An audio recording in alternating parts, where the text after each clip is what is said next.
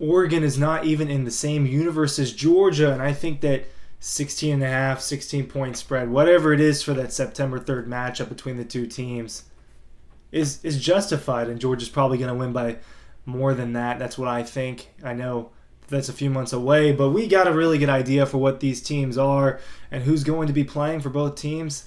I don't think Georgia's going to have a problem with Oregon. I don't think Kirby Smart's going to have a problem with Dan Lanning. Ryan Curley from Dog Post here, talking about the Ducks, talking about the Dogs, talking about college football. And I think that people look at this Oregon matchup and kind of let the history of Oregon let them get the better of their judgment, because I don't look at this Oregon team. Do you fear, if you're Georgia, let's look at it through Georgia's eyes, do you fear this Oregon team? I don't think you do.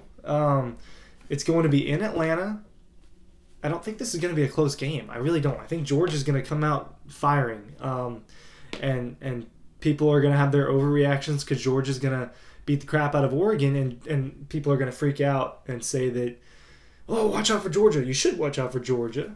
But there's going to be a lot of takes made from that opening weekend because I don't think that this is going to be a close game. Georgia's got the advantage in a lot of areas. I think they've got the advantage in almost every position group.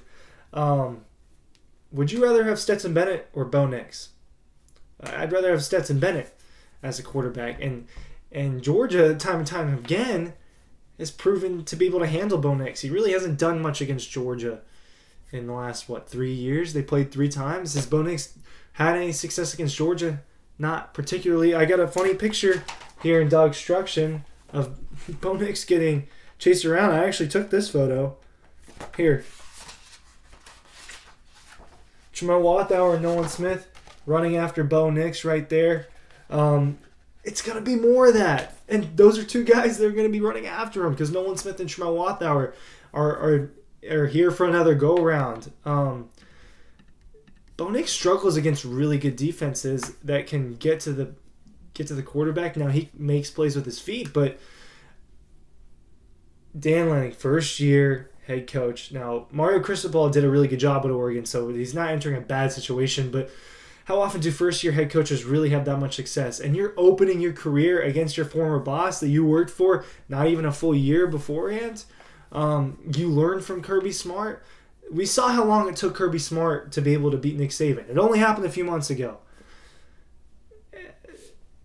And Kirby assistants, they don't do well against him. So I don't think that Dan Lanning is going to necessarily have Kirby's number. And honestly, it was to my surprise that Dan Lanning got as good of a job as he did. And he was in the running for the Oklahoma job. And then he obviously got the Oregon job. Being a first-time head coach, obviously Kirby Smart being a first-time head coach got one of the best jobs in college football in that Georgia job. But for Dan, I didn't foresee it being that good of a job as his first head coaching job. But there you go. You got a top 15 job in college football, Oregon. You can argue top 10. Georgia's defense is better. Georgia's offense is better. Georgia plays better competition. I don't think Dan Lanning is going to be, I think that that's an interesting situation for him. You're going to Atlanta, it's Georgia's backyard, and Georgia plays in that stadium a lot. Now, they don't play super well in that stadium all the time, don't get me wrong, but they play in that stadium a lot and are familiar with the situation. Now, obviously, Dan Lanning is familiar with that stadium, but I don't see. Let's run down the list. The tight ends, not even close. Georgia's better. Quarterback, I'd rather have Stetson Bennett. Georgia's offensive line is really good. Georgia's defense as a whole is really good. The running backs for Georgia are stellar. Georgia's receivers are better. I just think everything about Georgia is better. I don't think that they're in the same worlds. I've said it. I say this a lot, and I stick to this argument. There are 3 teams in college football, and then there's a drop-off. Georgia, Alabama, and Ohio State are in their own world right now. I think that's what we're heading into this season. Obviously, I could be proven wrong, but I think those are the 3 best teams. And I don't think Oregon's a top 10 team. I can't even find the rankings. It's really bothering me that I can't find the rankings. But, do any of you guys really think Oregon is going to beat Georgia? is there going to be a championship hangover? No, I don't think so, man.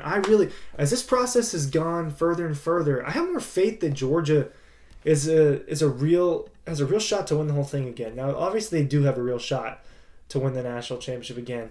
But I was a little bit more skeptical, and I've become less and less skeptical during this spring process because I'm up close and I see how good this team is, and they are no slouch. I think the offense is going to be better, and I don't think the defense is going to be bad. They have a lot of studs, and Kirby Smart has built something at Georgia that is really special.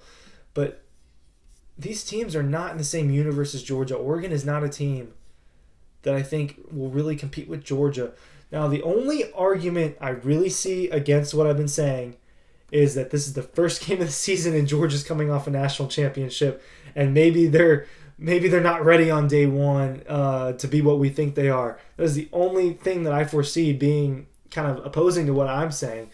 Other than that, the Dogs are better than the Ducks, and I think that all of you probably agree with me. Make sure you're checking out DAWGSTRUCTION. Make sure you're going to dogpost.com. Link down below. See you there.